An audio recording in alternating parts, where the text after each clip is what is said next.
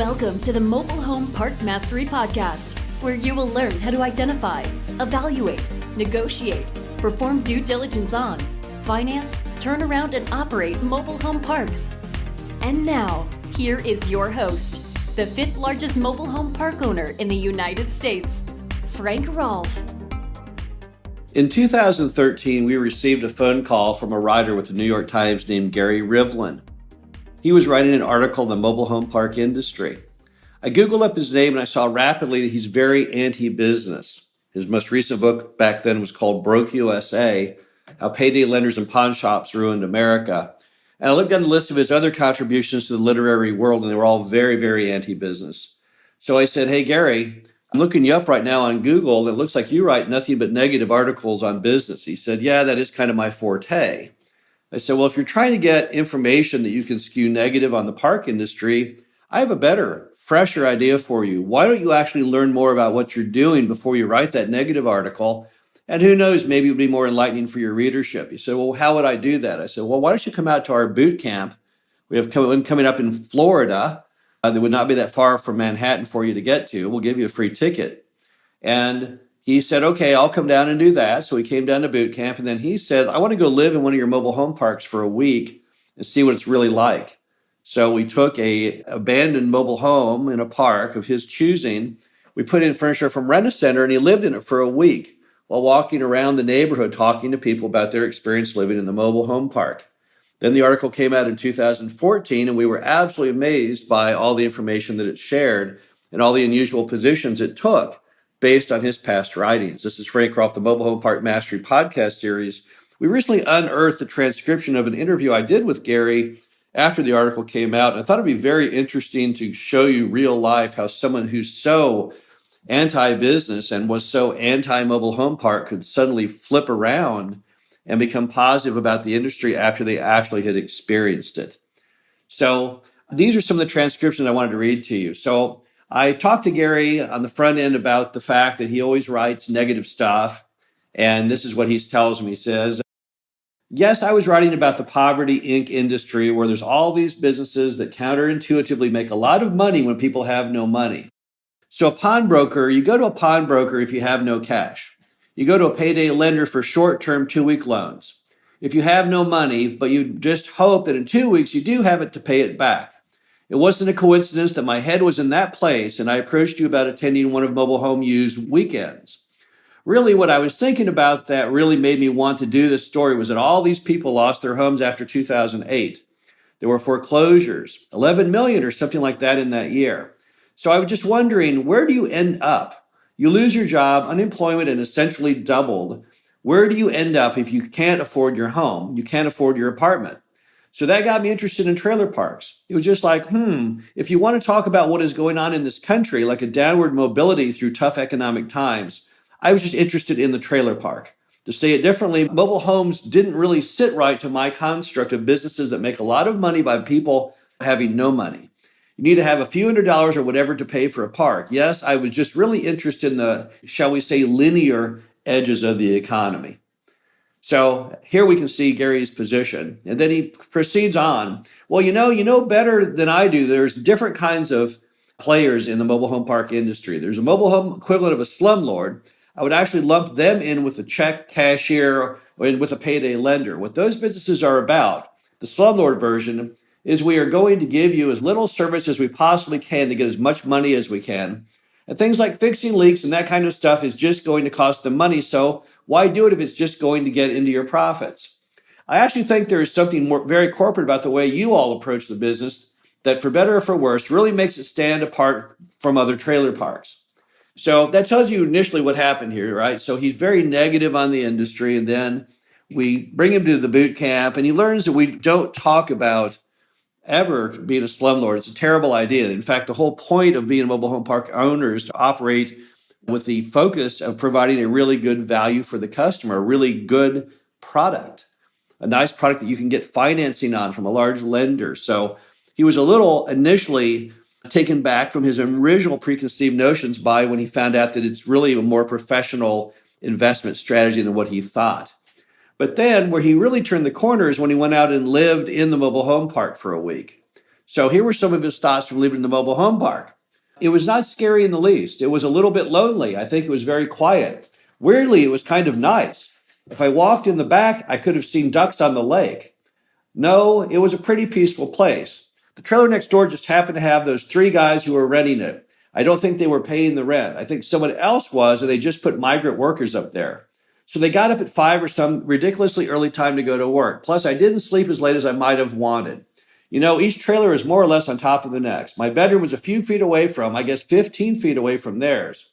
I really enjoyed it. I did not know what to expect. I understood that a lot of the popular images of a trailer park you get from a movie, where people are skinning squirrels and eating them, drinking beer, watching soap operas during the day, and cooking meth, and plotting to poison the wells to the drinking water. I knew that it was cliche, but I didn't know what to expect. Basically, what I did for the next 3 days was just walk around.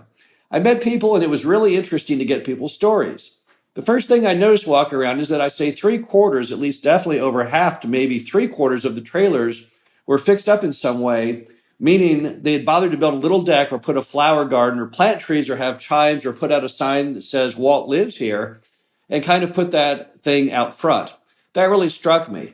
Okay, this is a community. People live here and really want to have that sense of home, which I think contradicts what a lot of people might think of a trailer park.